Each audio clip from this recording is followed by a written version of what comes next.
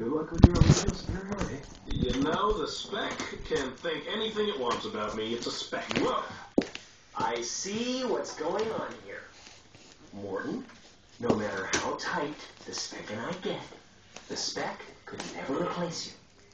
I'm only sad that I would have to explain that at this point. Well, that's awesome, Horton. That really helps.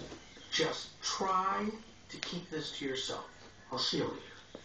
Try.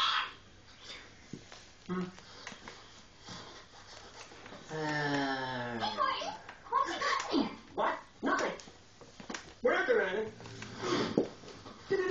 We're totally alone. Who's we? We? What? We? Did I say that?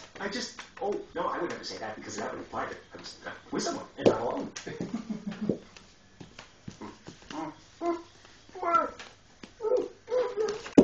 Okay, seriously, you can't talk to anybody. I mean, if anybody finds out about this, it could be very, very bad.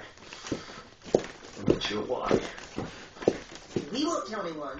And if we do, we'll tell them not to tell anyone. Perfect.